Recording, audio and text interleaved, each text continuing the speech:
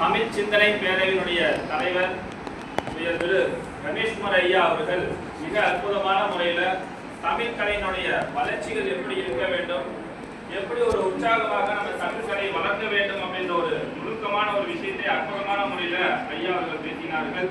அவர்களுக்கும் மற்றும் இந்த அற்புதமான ஒரு வாய்ப்புகளை ஏற்படுத்தி கொடுத்த தலைமை ஆசிரியர் அம்மா அவர்களுக்கும் இந்த நேரத்தில் மனமார்ந்த ஒரு நன்றியை தெரிவித்துக் கொள்கின்றேன்.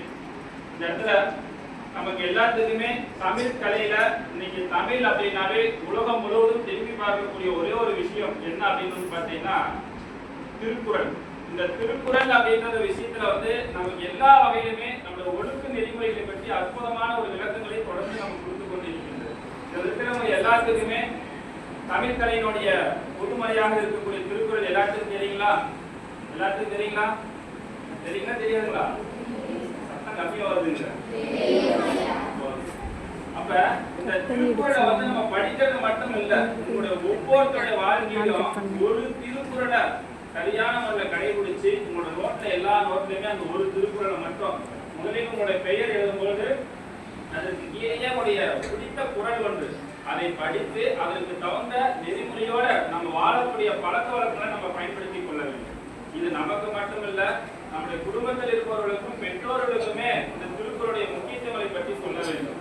அப்ப நம்ம திருக்குறளை நம்ம வாழ்க்கையில ஒவ்வொருத்தரும் என்ன பண்ணணும், உங்களுக்கு பிடித்த குறள் அப்படின்னா ஒரு குறள் உங்க மனசுக்கு வச்சுக்கிட்டு லாங் லைஃப் வரைக்குமே உங்களுக்கு அந்த திருக்குறளை பற்றி முடிஞ்சாக தெரிந்து கொள்ள வேண்டும். அப்ப உங்களுக்கு எல்லாத்துக்குமே திருக்குறளை பற்றி ஏதோ ஒரு குறளா பிடிக்குமா? உங்களுக்கு யாரும் ஒருத்தர் சொல்லுங்க பார்க்கலாம். ஒரு திருக்குறள் மட்டும் ஒருத்தர் மட்டும் சொல்லுங்க.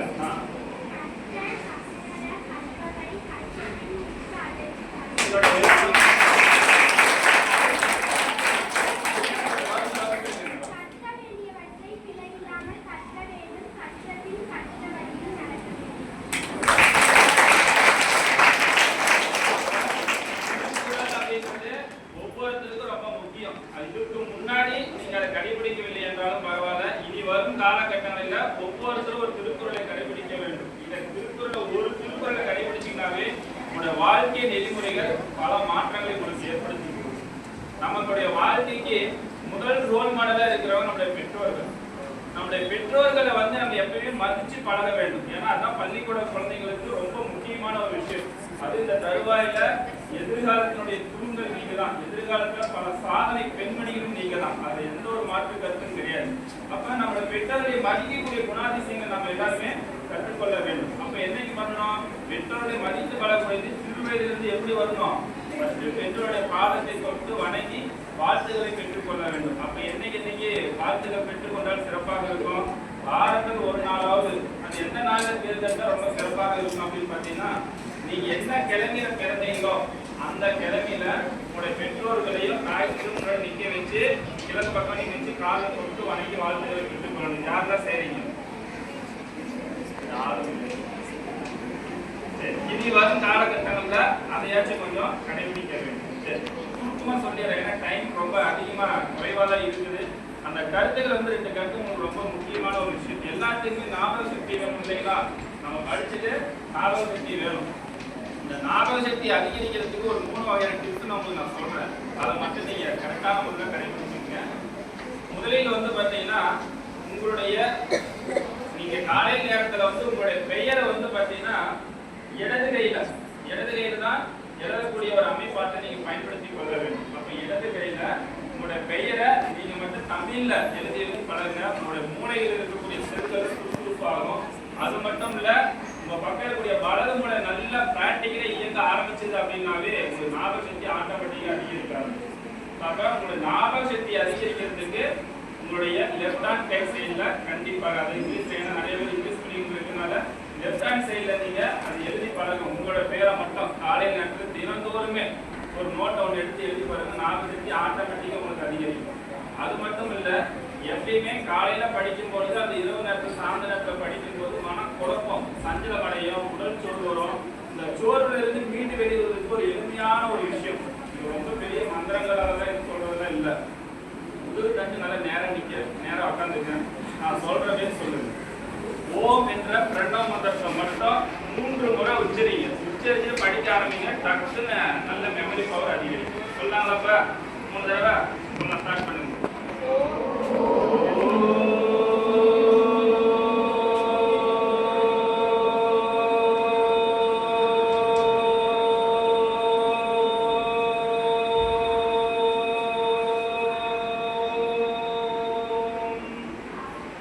ஒரு தடவை சொன்ன யாருக்கும் சவுண்ட் வருதா? அவ்வளவுதானா? சொல்லாங்களா? இது வந்து உங்களுடைய நல்ல மெமரி பவர் அதிகரிக்கக்கூடிய எப்பொழுதுமே உண்டு. ரொம்ப எழுதி பார்த்து படிக்கக்கூடிய விஷயத்த நீங்க 10 தடவை படிக்கிறதுக்கும் இந்த 3 முறை இந்த மந்திரத்தை உச்சரித்து நீங்க படிக்க ஆரம்பிச்சீங்கன்னா கண்டிப்பா மெமரி பவர் உங்களுக்கு கிடைக்கும். சரிங்களா? நல்லா சொல்லாங்களா? ஸ்டார்ட் பண்ணுவோம்.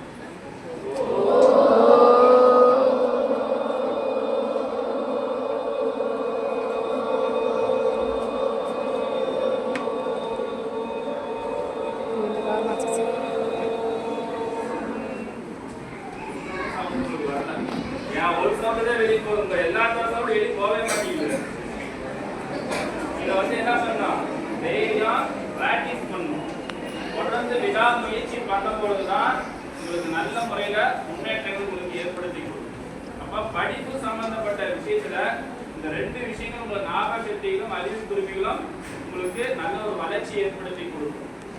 அதுக்கு அடுத்தது என்னைக்குமே பெற்றோருடைய சொல் பேச்சு யாரெல்லாம் கேட்கறீங்களோ அவங்களோட வாழ்க்கையில நல்ல ஒரு உயர்நிலையை கொண்டு வரலாம். ஆனா பெற்றோர்களை விட நம்ம ரொம்ப நேரம் இருக்கக்கூடியவர்கள் ஆசிரியர் கூட. அப்ப ஆசிரியர் அப்படின்றது மதிப்பு குணங்களை யாரு குரு மதித்தால் வாழ்க்கையில் உயர்நிலை அடையணும். அதனால மதா பிதா குரு தெய்வம் அப்படின்றது இந்த 3 பேர்த்த மதிச்சினால தெய்வங்கள் உங்களுக்கு நல்ல காட்சிகள் கொடுக்கும். அந்த மாதிரி ஒவ்வொருடைய வாழ்க்கையிலுமே ஒரு ஒழுக்க நெறிமுறைகள் கிடைக்க வேண்டும் என்றால் இந்த வழிமுறைகளை நீங்க ப்ராப்பரா கரெக்டா நீங்க கொஞ்சம் ஃபாலோ பண்ணி கொண்டு வாங்க. அது மட்டும் இல்லாம உங்களோட வாழ்வாதாரத்துக்கும் வாழ்க்கைக்கும் படிப்பு அப்படின்றது ரொம்ப முக்கியம். இது வந்து ஒழுக்கத்தை மட்டும் இல்லை, அவங்களுடைய எதிர்காலம் எப்படி நோக்கி செல்லும் அப்படின்ற ஒரு விஷயத்துக்கு முடிவெடுக்கக்கூடிய இடம் தான் இந்த பள்ளிக்கூடம். இப்போ இந்த பள்ளிக்கூடத்துல நிறைய பெற்றோர்கள், அதுல பெற்றோர் ஆசிரியர் கழகங்கள், இப்போ கூட நம்முடைய ஸ்டாலின் ஐயாவுடைய குழுவில் வந்து ரொம்ப ஒரு அற்புதமான ஒரு குழுன்னு ஆரம்பிச்சிருக்கிறாங்க. பள்ளி கல்விகள்லாம் மேன்மை அடைய வேண்டும், நல்ல ஒரு உயர்நிலை அடைய வேண்டும் அப்படின்றதுக்கோசரம் இந்த அருகில் இருக்கக்கூடிய பல நிர்வாக பொறுப்புகள் கொடுக்கப்பட்டு நிறைய வழிமுறைகள்லாம் உருவாக்கி கொடுத்து கொண்டிருக்கின்றார். ஏன்னா நம்ம வாழ்க்கையினுடைய ரொம்ப முக்கியமானது அடிப்படை என்பது பள்ளிக்கூடம். பள்ளி என்பது ரொம்ப முக்கியம், படிப்பு என்பது ரொம்ப முக்கியம். அது இந்த இடத்துல நீங்க கற்றுக்கொள்ளக்கூடிய விஷயம் தான் எதிர்காலத்தில் நல்ல ஒரு வளர்ச்சி ஏற்படுத்தி கொடுக்கும். ஆக வரக்கூடிய சந்ததிகள், வரக்கூடிய எதிர்காலங்கள் மிக அற்புதமான முறையில் வளர வேண்டும். அது மட்டும் இல்லாமல் தமிழ் சுடர் விருது இது ஒரு சாதாரண ஒரு விஷயம் இல்லை. தமிழ்நாட்டிலே எனக்கு தெரிஞ்ச வரைக்கும் தமிழ் கலையோட வளர்ச்சிக்கு மிகப்பெரிய ஒரு தூணாக நம்முடைய நாமக்கல் மாவட்டத்துல நம்ம ரமேஷ் ஐயா அவர்கள் வந்து ரொம்ப அற்புதமான ஒரு முயற்சி எடுத்திருக்கிறார்.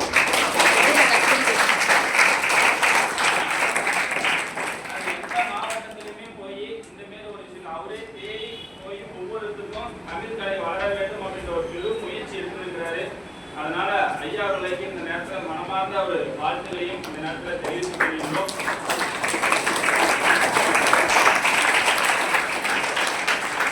படிக்கக்கூடிய பள்ளி குழந்தைகள் அனைவருமே ஒவ்வொரு வருடமும் கட்டுரை போட்டி, பேச்சு போட்டி, இந்த தமிழ் மொழியுடைய வளர்ச்சிக்கு ஒவ்வொருடைய உறுதுணையாக இருந்து இது மேலும் மேலும் வளர்வதற்கான ஒரு பல விருதுகள் பெற வேண்டும். வருங்காலத்தில் மிகப்பெரிய ஒரு உயர்நிலை அடைய வேண்டும் என்று மனதார வாழ்த்துகிறேன். எல்லாம் நிறைவாக